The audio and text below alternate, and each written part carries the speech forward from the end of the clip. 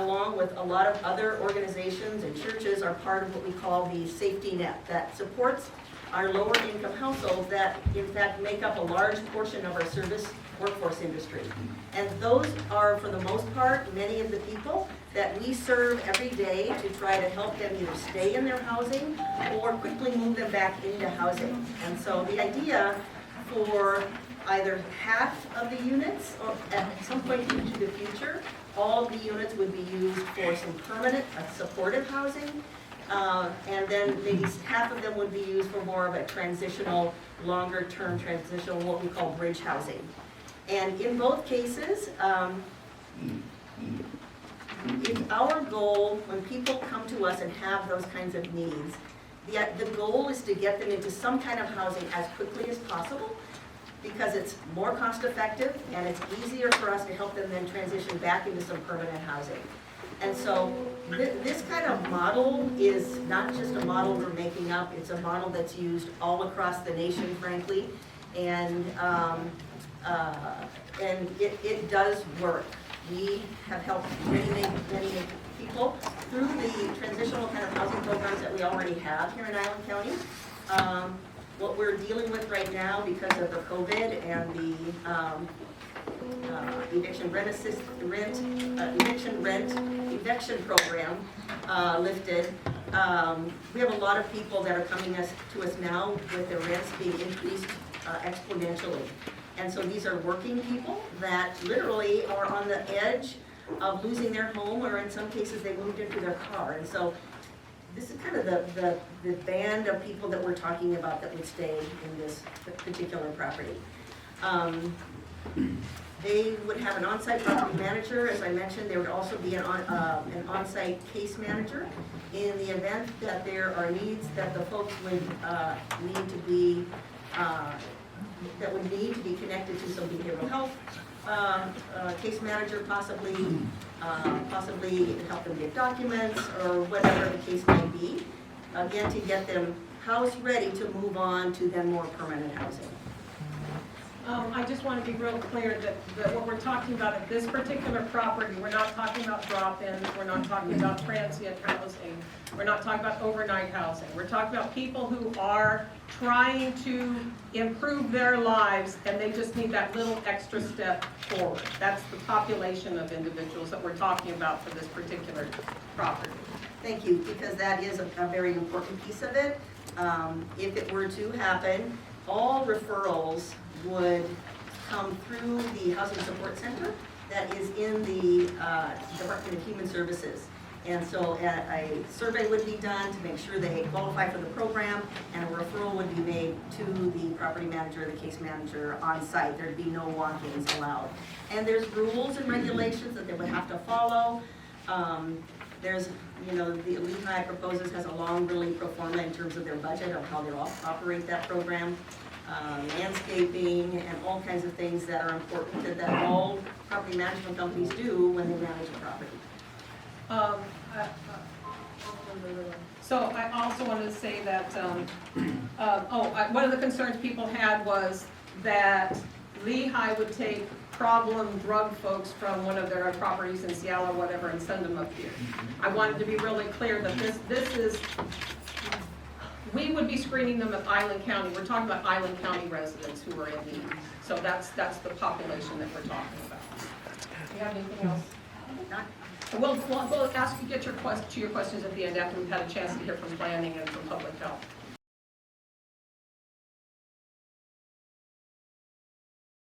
So Jonathan, you want to talk about, there's been a lot of questions about GMA and also about the zoning. So if you could address that, that would be great. This is Jonathan Lang from our planning department. Good afternoon, everyone. Jonathan Lang, Assistant Director of the Planning and Community Development Department. We were asked to review the zoning of this area, and as everyone knows, just in 2019 we updated our code for the Freeland sub-area plan. This specific parcel is zoned business general, and it is on Main Street.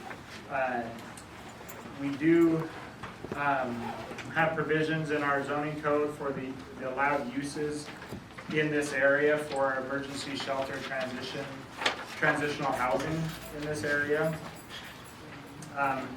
This is a type 2 application process that has a public notice, public comment period. This is not it. This is not the public comment period. That's correct.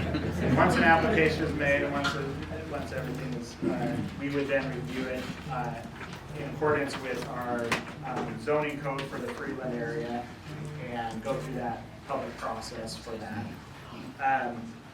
Other conversations or questions have been about this area and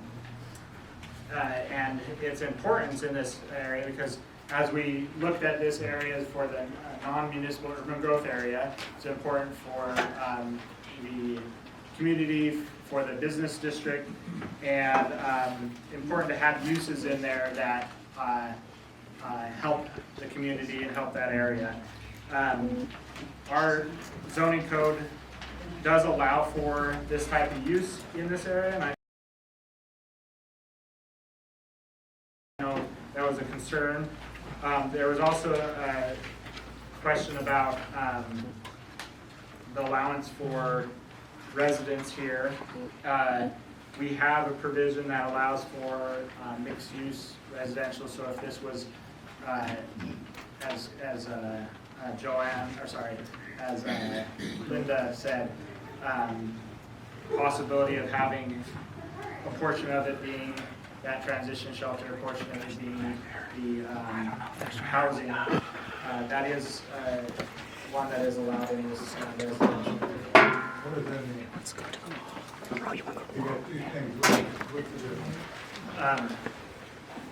The mixed use allows for you to have two items, like an institutional use, like a shelter, and then residence along with it. So, in town. We'll get to the questions in a minute. I think that at one point it looked like that type 3 permit would be necessary. Are you still thinking type 3 permit would be necessary, Jonathan? If it was considered to be an essential public facility, then a type 3 application would be required for that shelter portion. And that is a type 3 application goes before the hearing examiner before a public hearing. Yeah, so the public hearing also. Yep. And I'll be available for any other questions. Thank you.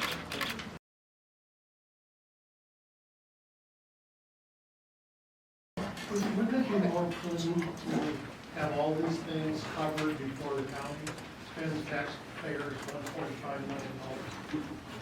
Well, I mean, if you build a home, you have to have the application in, you have permits, everything is approved, then you build your house.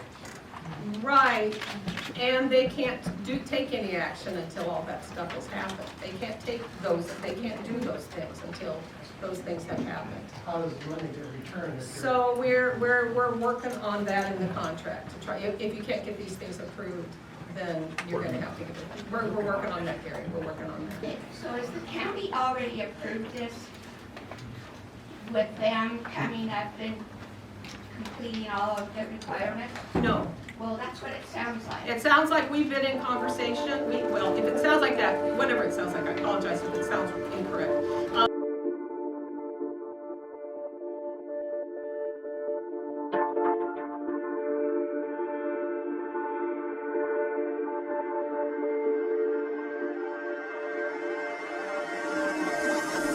The county has been in conversation with Lehigh for a period of time. The county has tentatively approved this. The county has not agreed to it. We've not voted on it. We haven't signed anything. We certainly haven't given anybody any money. That has not happened yet. She had a question. One of the things, just looking around the room, there's a whole lot of people here that are very experienced with development and building and repairing septics and all that. And everybody's concerned that this project, for a variety of reasons, doesn't meet the code, doesn't meet the ability of PERC.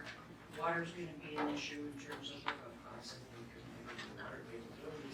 So there's a lot of different issues, and I think it's critically important to a majority of people here that before the money gets spent from the county as a grant, that it not get spent until everything is black and white is approved.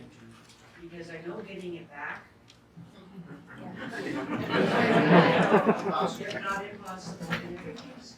Everything, you just don't spend that kind of money. I mean, I'm a real estate agent, and my people, when they buy something that needs a feasibility, we do it before we close. They don't spend their down payment money or the development money willy-nilly, and they make sure they know the answers. And so that's what I personally feel the county has to do.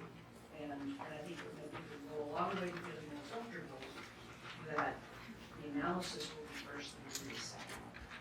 Is Human Services, are you able to address that? You mentioned to me something about, So, when you get into affordable housing and mixed-use housing, the majority of those kinds of projects need public funding.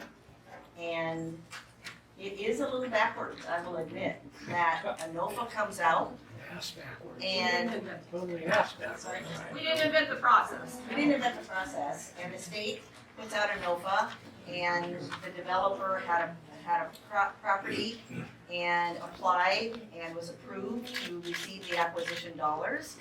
That's kind of at the front end, and there were discussions through the different departments preliminarily on what could and could not happen, and as you might imagine, as things progress after a short period of time in terms of the application process to the trust fund, things came up, and it has extended the time to this property going forward, just because we all are very interested in making sure we address all the concerns that come up in all the departments. So, You remember your question, Steve? I did. Andy Campbell's here from the Freeland Sewer Water, so for general questions, you can talk about the water availability and metering possibly. And the other question or other comment that I have is this is the same process that Lehigh used in Oak Harbor. They got a building permit from the city of Oak Harbor. Judge Hancock, before he retired, rescinded it, forced the city to rescind the permit to build. Now you're sitting without a facility. A lot of money got spent. And we don't want to have the same situation. Wasted talent. I appreciate that, truly, I do. Did Andy want to say anything? Yeah. He's hiding. Oh. They will have to apply with the district under our developer extension rules. They will have to extend a new water main and provide metered water service every year that they provide on the site. So that will cost them probably $500,000. Wow. Whoa. Back there. I'm just curious, how tentatively approve the relationship? Is there a term sheet or some synthesis of the information that the county relied on to make that approval? I'm not even sure how to answer the questions. Lots of meetings, and some of them are in public. We can see if we can find, when those public meetings. I'm just trying to figure out what was approved. There's been, at this point, nothing has been officially You said the approved. county has tentatively approved. Tentatively said, okay, we could find, we said, we can come up with 1.3. Lehigh, you need matching funds. We can get that 1.3 from the state, which the state has given these dollars that are intended specifically to be used to purchase hotels and motels for this type of housing. It's not your direct tax dollar. It's not coming out of your property. It's a tax. I know. You don't pay taxes to the state? Where does it come from? Biden's printing. Yes, ma'am. Is it digital cash? That's what I want to know. I would like to clarify, what you were talking about at the beginning is the types of people that are going to be able to stay there. In the flyer that I read, that I was given, it directly said that there was going to be a low barrier shelter portion in here. A low barrier shelter has no rules or guidelines So thank you for bringing No that up. ID, no nothing, and that's not okay. Yeah, I understand. Thank you for bringing that up, because I want, is Linda here to address low barrier and the definition of low barrier?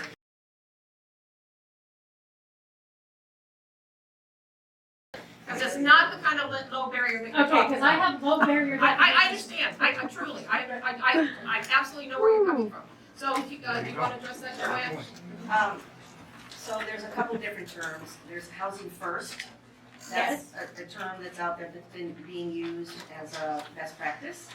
And housing first basically means you really don't have a lot of criteria. You just first get them into housing, even if they're using or, Using what? Drugs, Drugs. alcohol, but this is not a housing This is first not that. project. This is not a housing first project. Low barrier, it can mean very different things for different communities, and it all has to do with what the local community has in their community as far as programs. And honestly, all of the programs that we have right now come with rules and regulations. So we have a low barrier, our emergency shelter, called the Haven, that's now up in Oak Harbor, is our one low barrier facility that by legislation, where every community in county in the state of Washington is required to have at least one. And so that's our one. So are you gonna write up the guidelines so that all of the community can see what your definition of low Sure. barrier is? Absolutely. Because that does Absolutely. not match. I understand. What is We the understand, and again, if this is not a transient or problem. Why would they call it that? Type of facility, I want to be really clear, that's not what we're talking about here. We have no definition of your area. So let me address the guarantee portion. So can we guarantee is the question. So can you talk about what we've done in the past when a facility that the county paid for and then went sideways? Can you talk about that? Yeah, we work with the developer or the owner of the property, and based on what our need is in the community and the populations that we feel would be best served, we then sit down with them, and they first put together the program guidelines, and then we take a look at it, and we approve it. And in all of the programs that we have right now, most of them do background checks, they do urine checks, they do take a look at any eviction and criminal backgrounds. So there's a lot of research done on every individual or household before then they're approved to go into a program. And in this particular project, I mean, it's not even there yet, but it will have guidelines, there will be rules.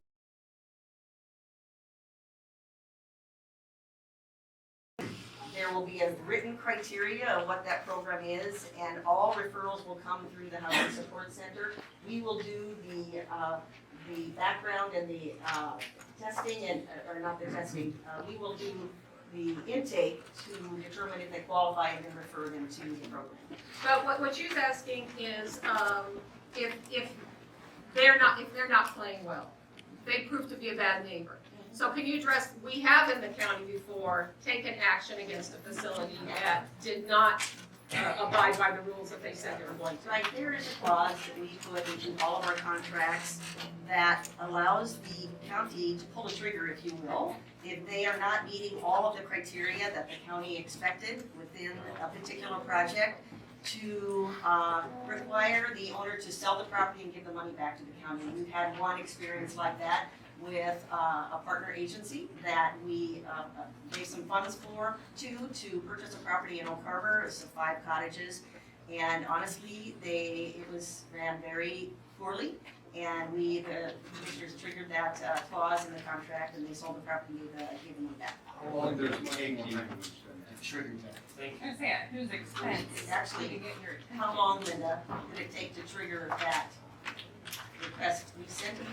Yeah, when you said it, they sold it, that was within 6 months. What I'm saying is, Triggered it. they didn't meet the contract. Right.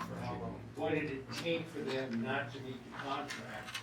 I mean, was it 1 offense, 2 offense, 3 offense? No, it And was from the there- way the property was being used. It wasn't used as the intended.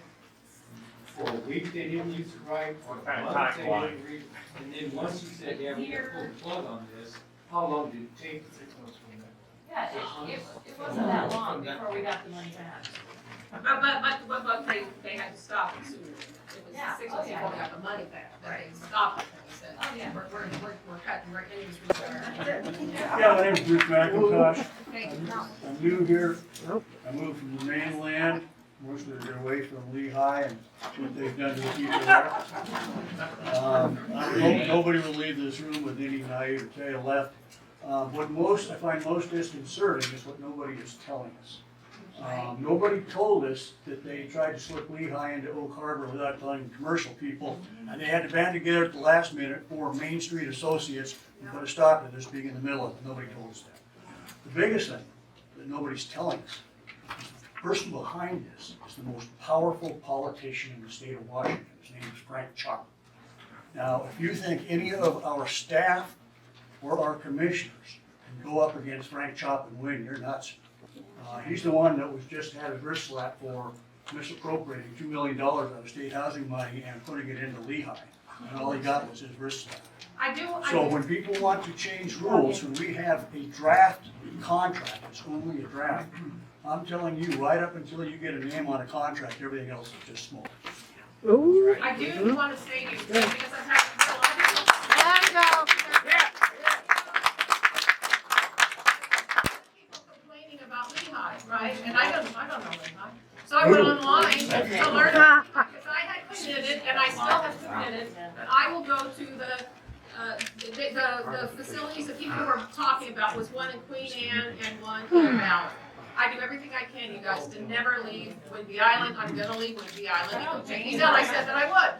So I went online to try to find this, and I encourage all of you to do this when you go home. Google Lehigh, and I can't find anything negative. You're on Google. You're on Google. That's why. Wow. Get the courtroom. I want to get paid as much as her.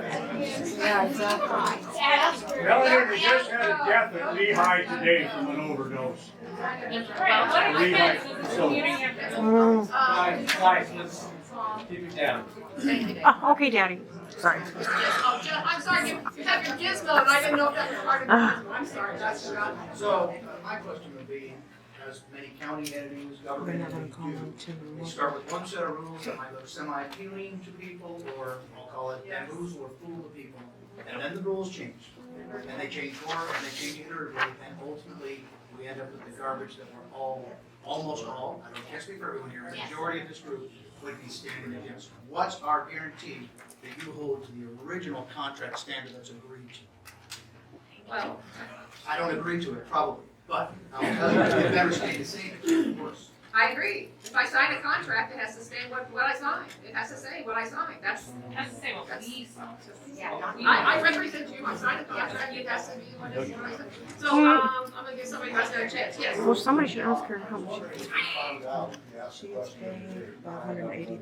Yeah. This project will guarantee to get a tax exemption from property taxes.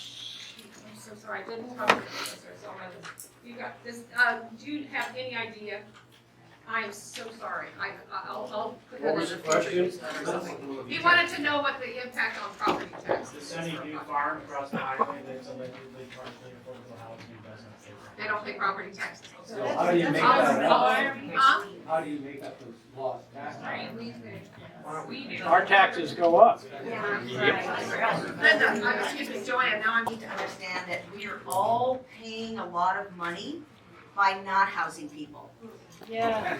They are going through the emergency room, they are going through the jails, they are going through using lots of services. There's been a lot of studies now.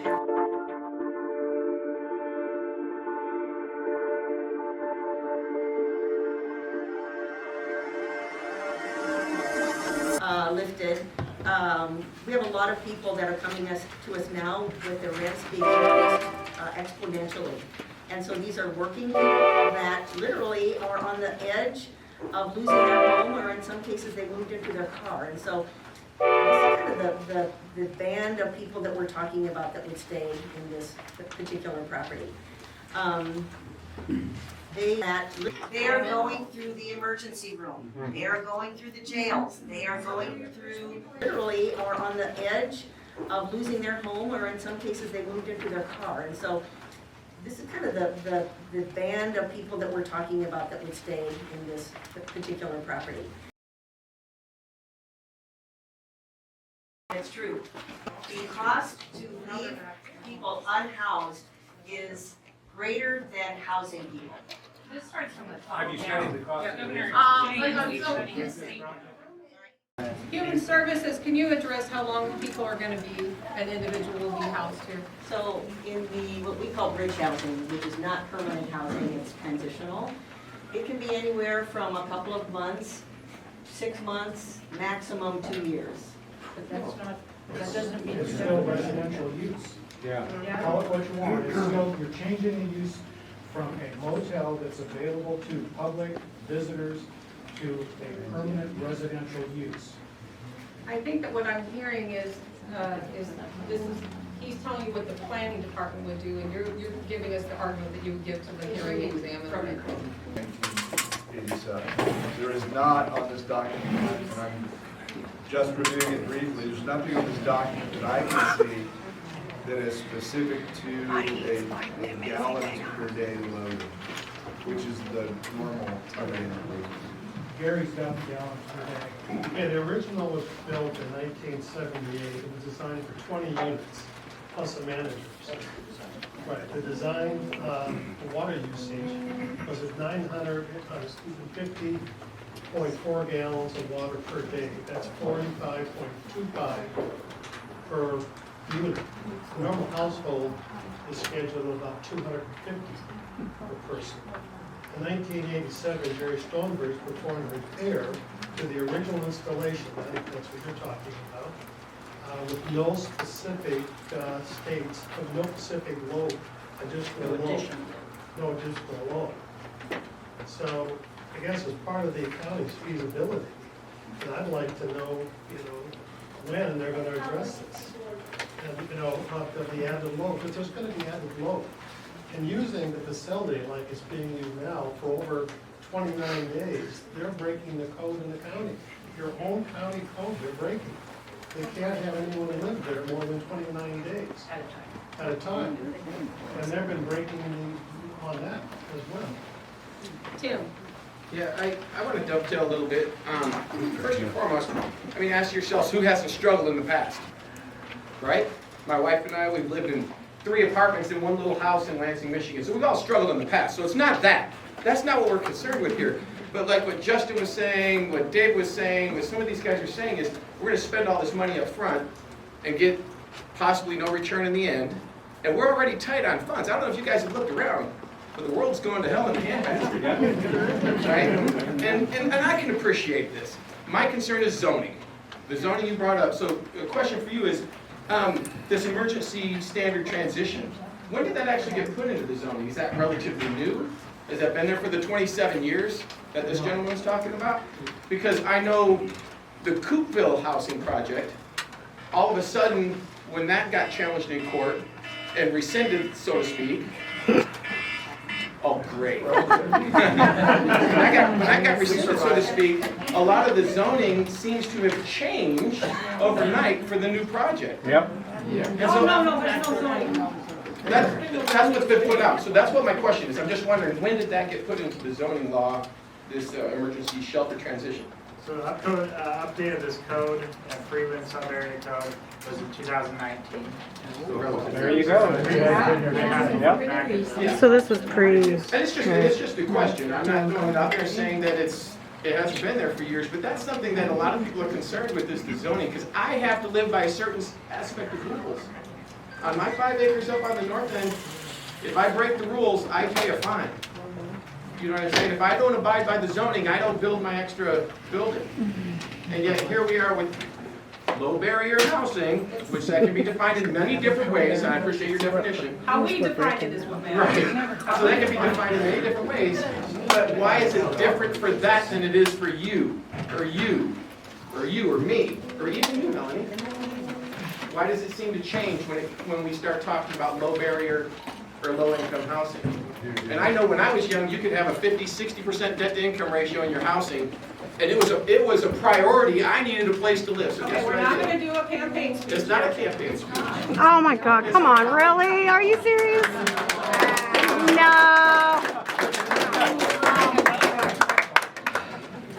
Hi y'all, my name is Parker. I moved to the island in September. It's a beautiful place. Thank you all for welcoming me to the island. Appreciate it. I moved here back in September in order to do a position at the food bank. And I am here by no means to represent the food bank. I'm here of my own accord. When I moved here in September, it was extremely difficult to find housing. And I recognize this is not affordable housing. This is transitional or however you define it, housing. But what's important to realize for me is that with how the leases we were offered here, we would have to leave for the summer, leave for 3 months, move out when they want to come, lots of vacation homes. It was extremely difficult. So my point with saying that is simply that it might be transitional or, quote, low barrier, however you all want to define that apparently, which I agree with your definition. That is me if my landlord decides to send me out because they want to come and I can't find housing. Now, again, I'm not here to represent the food bank. I'm here to represent myself and my beliefs and what I think is so important. But the food bank, the number, and I speak humbly, the biggest problem for our clients is housing. And our clients are homeless and they struggle with housing. Now, so all that to say, and I wish it was just about zoning. I wish, but we know it's not.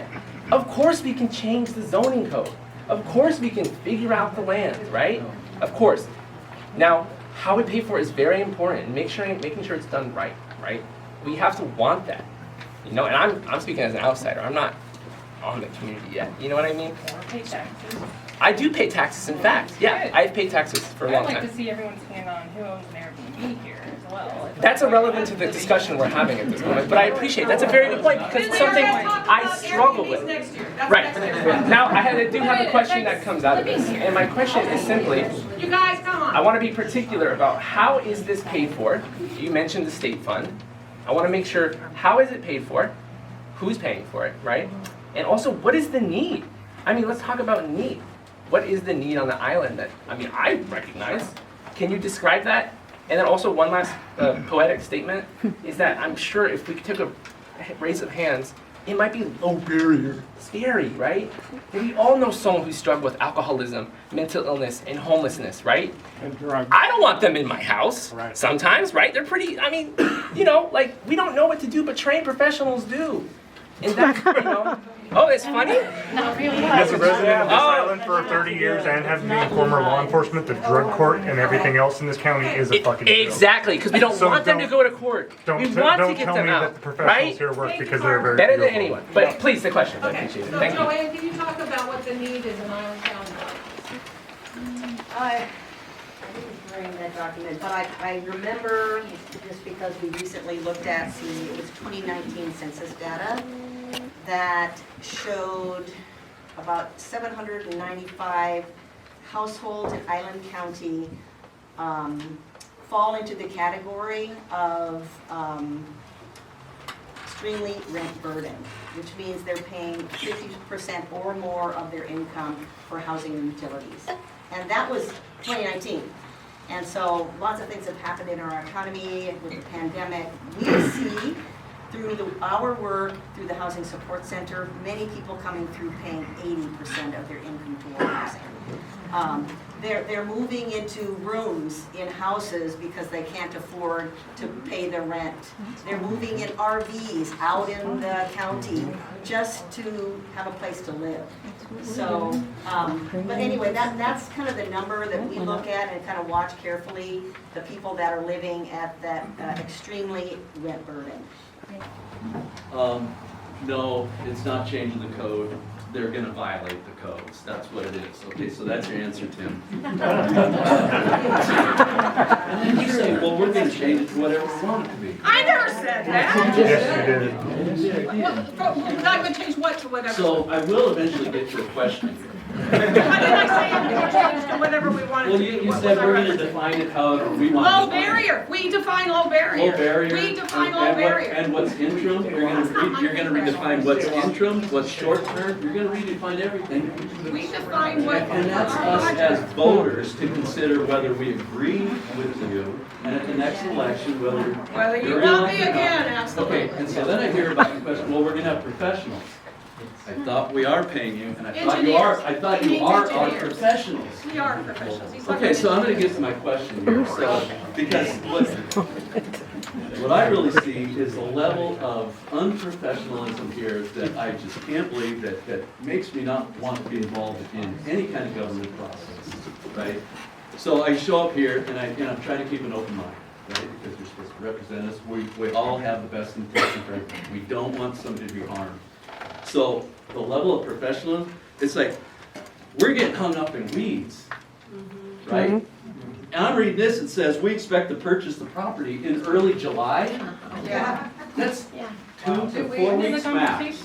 And you're saying there's gonna be a public process. This is public process. Long ago. It's supposed to close next week.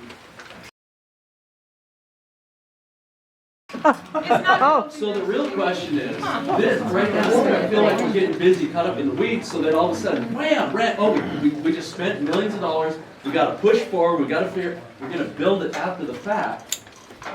How come I'm not looking at a fully developed, projected plan right now? Right here from Lehigh. Yeah. Oh, we don't know. Yeah, sometimes people ask questions and you don't even have the answer to it. I'm not looking at the full one. There's no numbers on here. No numbers. Yeah. And then I gotta ask you, I'm trying to be real respectful about this, right? Because I have been involved in a lot of process like this, and this is unprofessional. I mean, the way I look at it, I see us a minimum of 3 to 6 months out, and now this thing is just being rushed, ramrodded. We're gonna get so busy, all of a sudden, you're gonna purchase the project, we gotta fall in line, and you'll redefine everything. How come there isn't a real public process? Why aren't we looking at something more like 6 months out on this? That's responsible.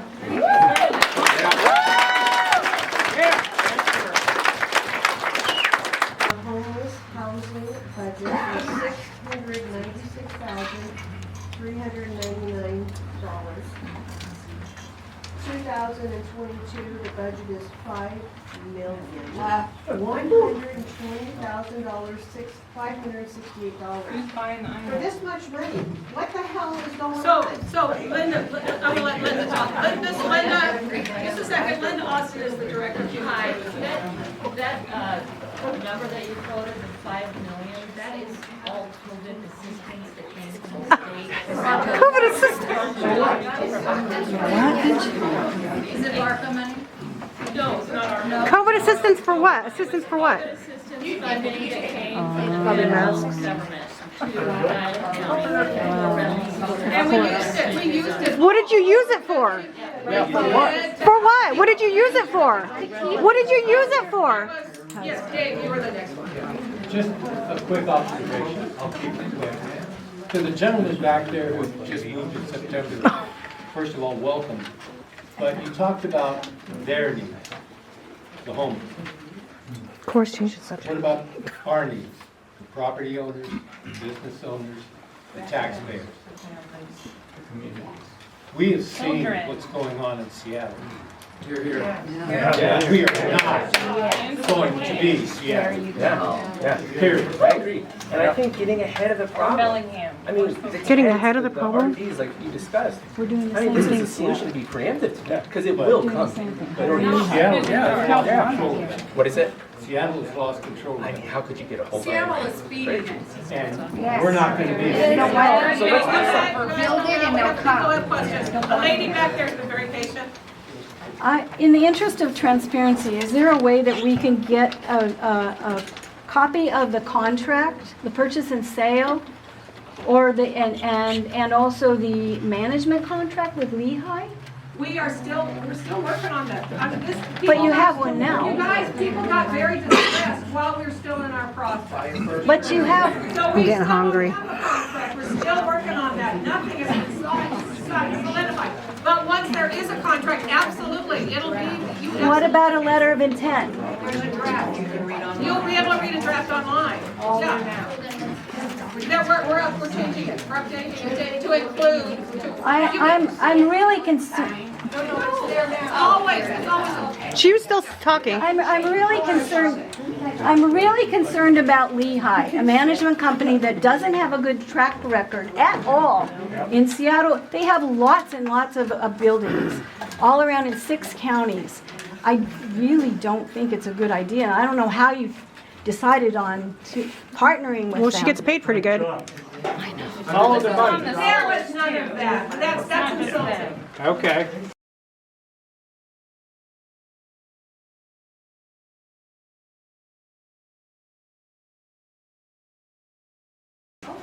I have a couple of things I wanted to share with you and bring to you today.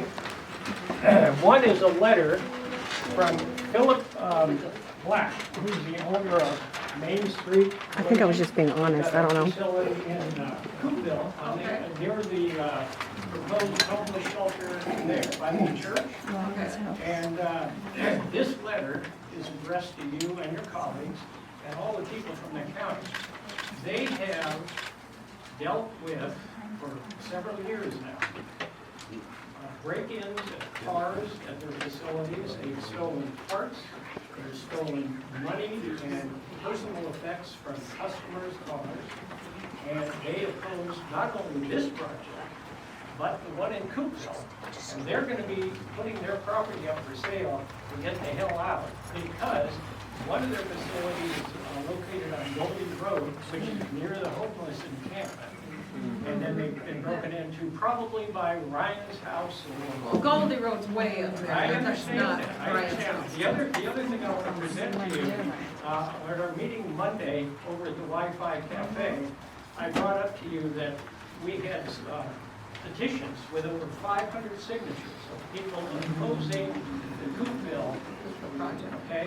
You said you didn't know anything about it. Well, I said I've heard that there is one, but I've never Here they received are, it. right here. There's a copy.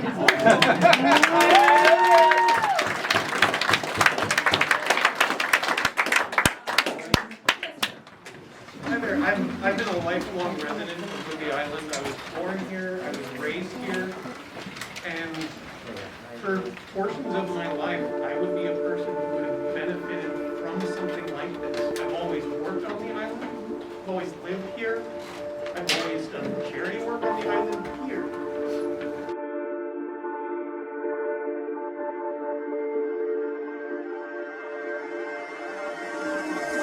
Need to understand that we are all paying a lot of money by not housing people. Yeah. They are going through the emergency room. They are going through the jails. They are going through lifted. We have a lot of people that are coming to us now with their rents being increased exponentially. And so these are working people that literally are on the edge of losing their home, or in some cases they moved into their car. And so this is kind of the band of people that we're talking about that would stay in this particular property.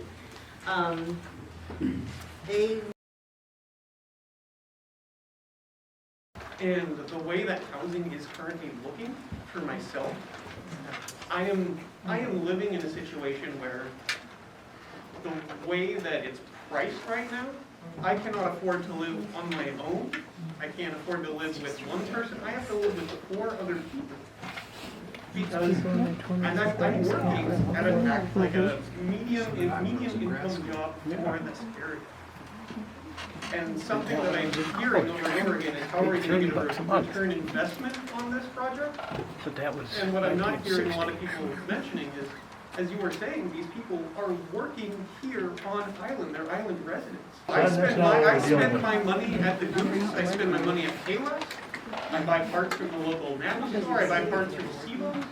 I do my work here and I return the money that I earn from my local job to local businesses. And it sounds to me like if these people are living and working here, they'll be doing the same thing. That's the question.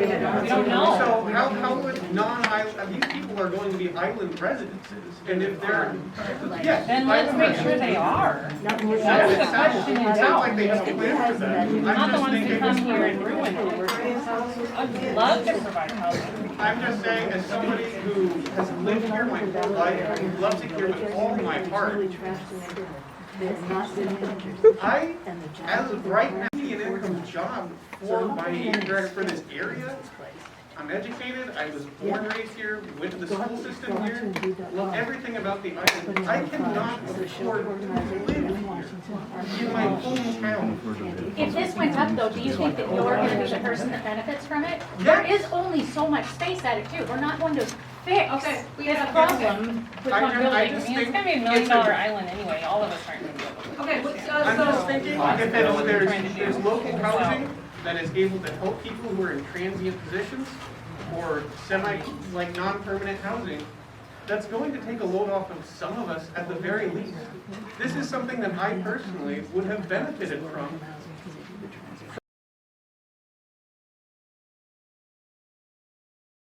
for quite a while, and that was not of any fault of anyone here or local taxpayers or anything like that. It's just everything's getting more and more expensive.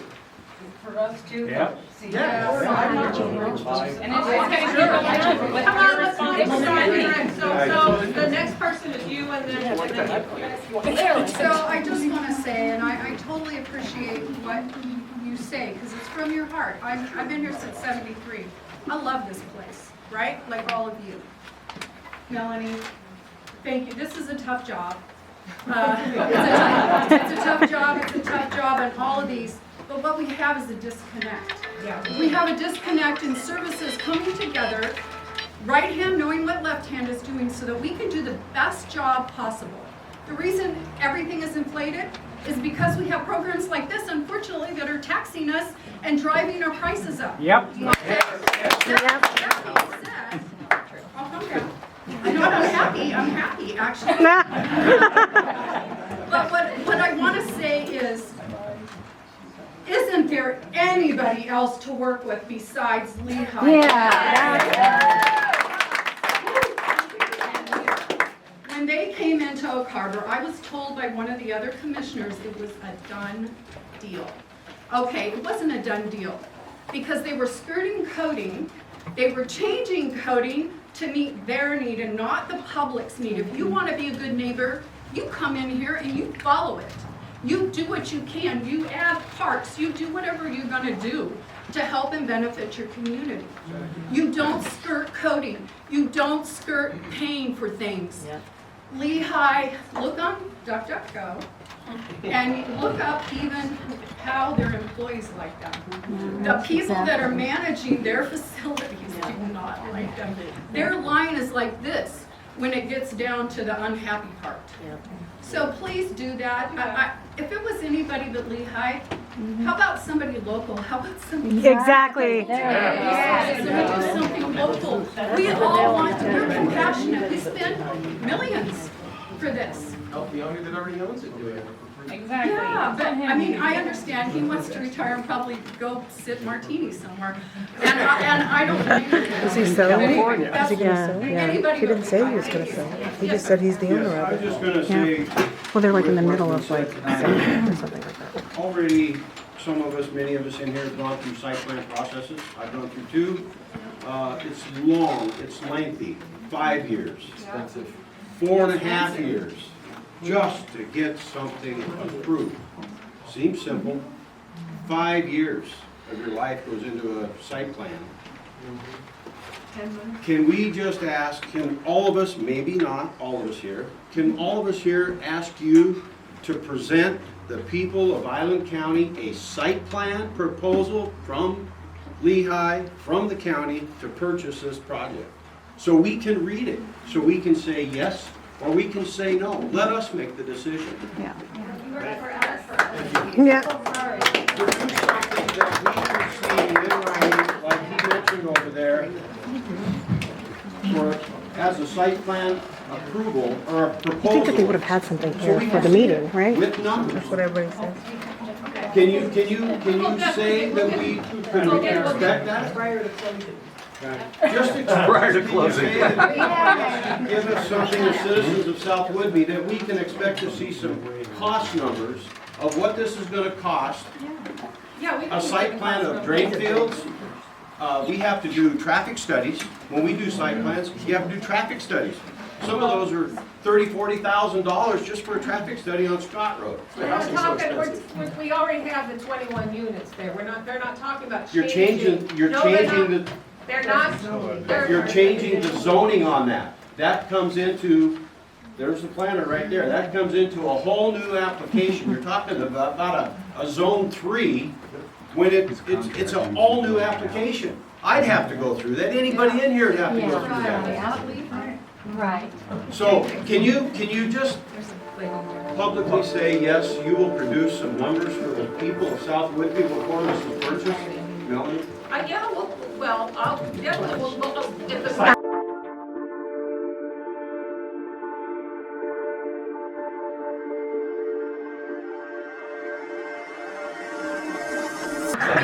I'm trying to. Being recorded. I don't want to say that I can provide something that I don't have access to, okay? So I will. Just before the ink is written on the check, it's gonna be close to that. We should see something before the ink is on the check. Okay, well, I will make sure that we have the numbers, for sure, we'll have the numbers. Before you spend any money on And I'll have every single that. piece of information we can possibly get, considering nobody has applied for anything yet, right? They Well, haven't that doesn't mean applied. you have to support the money to it. No, we'll get all the numbers. Yes, ma'am? I don't want to lose my space, I'm happy to speak right after you. Oh, okay. So, this is the title transaction, the closing date is June 22nd, 2022.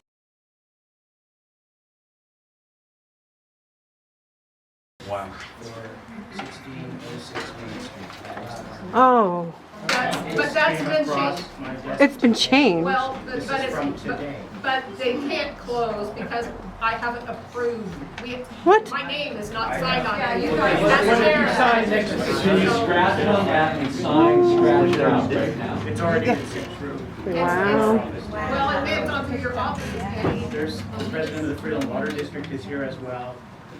The person selling the property, I don't know if he's still there. He's left. He said some things about what the district charges and having meters.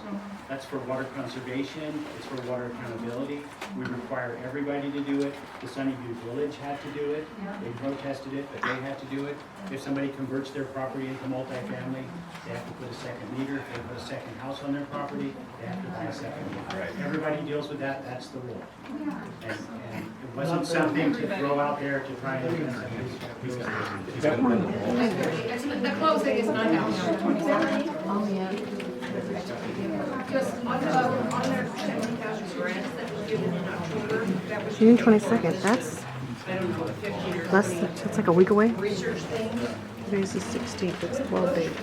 No, Anything that we have 7 done days. is public information. Talk to Linda afterwards, Leanna, she'll tell you where to find out. So how did you choose Somebody Lehigh? hasn't had a question yet. Rufus, you have been so patient. What do you have? Rufus. For once. You know I'm Rufus Rose. I don't live here in Freeland. My daughter and son-in-law and my 3 children do, right next to Sunnyview Road. I'm very interested in this. I used to be on the planning commission for 30 years approximately. And I think the Growth Management Act is the major cause of the problems that we're having. We do not allow people to get small pieces of property that satisfy public health and safety. We zone people into 5-acre parcels or require them to get on a little piece that will cost extraordinary amounts of money to qualify the use of that property. My question, and I thank you very much, I want to give you a big kudos. I don't remember a county commissioner doing what you're doing in the past years and years and years. I mean, here, in this meeting, I mean, you got a lot of balls.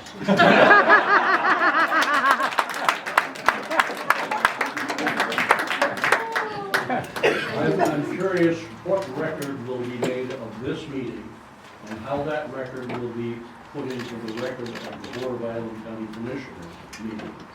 And when do you expect, given what information you have now, that you as the chairman of the Board of Island County Commissioners will sign some document that allows this project to go forward?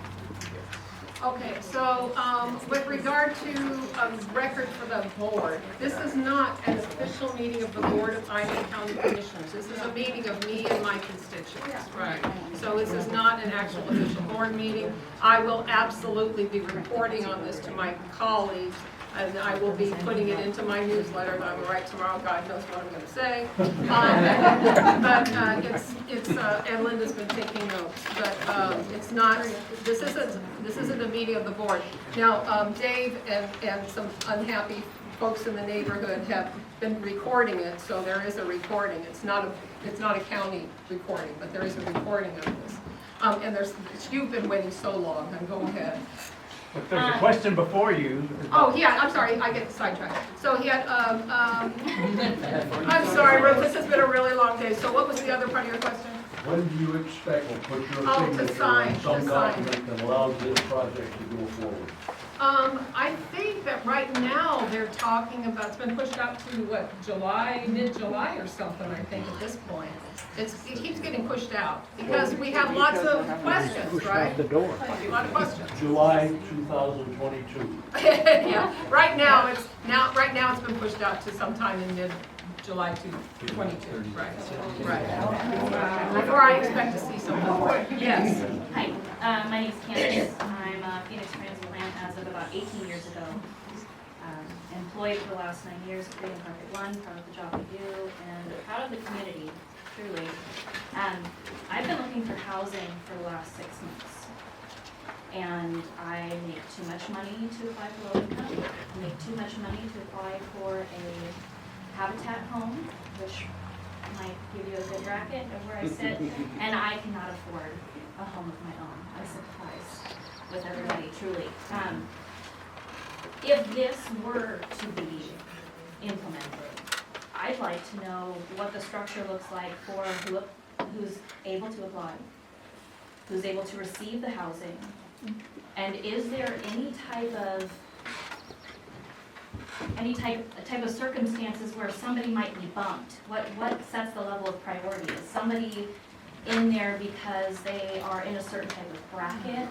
Does somebody get bumped because somebody else is applying that is in a lower financial bracket? I know there's significantly larger issues than just this, but one thing that I haven't heard anybody talk about yet is how that is addressed. If somebody's in there, how long do they get to stay, and are they bumped by somebody who is more important? How do you gauge whose situation is more important with us? Okay. Joanne, can you answer that, please? Yeah, it's a good question. So, like you mentioned a little earlier, there will be a specific criteria, and What's the criteria? no one would get bumped out until they're at a stage where they're ready to move on. And so that's going to have these for 6 months. Right, I don't think these apply to you though, that's the problem. Like, I'd love to provide housing for each one of that's you, what I wanna but know I don't is- think it's gonna be for you. I'm concerned. That's our concern. What's the criteria? Addressing the workforce. How are we addressing people like me who can't Because it's a afford transition housing? home. That's my concern. So you might not benefit from it either. We, at Island County, we received $16.5 million in ARPA funds this year, and we set aside $9.5 million of that to use for affordable housing, which is for workforce housing. And so we've been reaching out to developers to try to find developers who are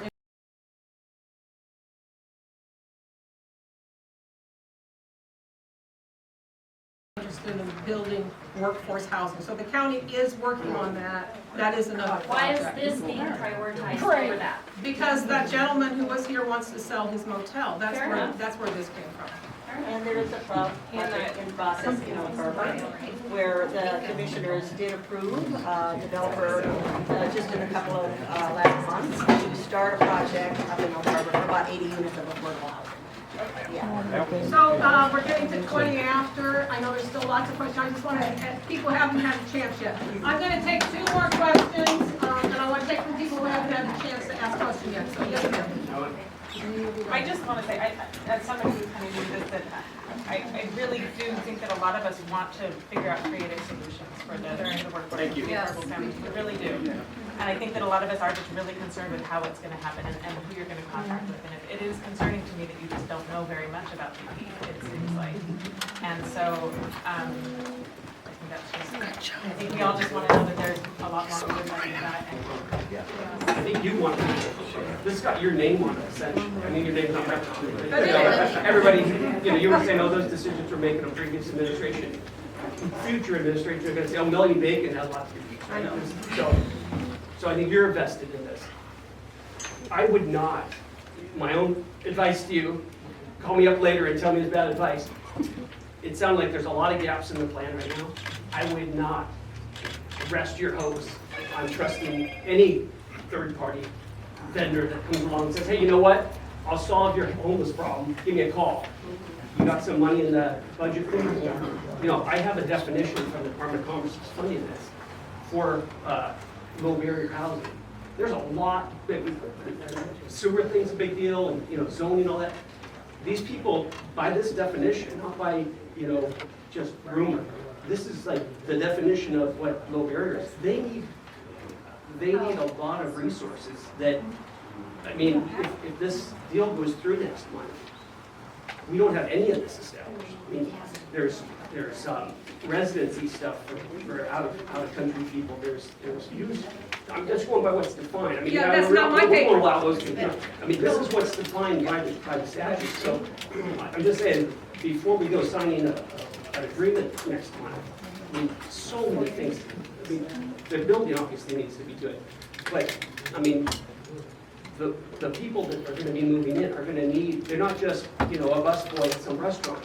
These are like, by their definition, going to be needing a lot more services. People who will need face And masks. it doesn't do them any good to say, well, here's a road, and then they need to break into a car. And My house first hasn't worked for 20 years. And not to mention the security, the guy came in here talking about food. So. You guys, I gotta go home. Thank you, thank all of you, thank you.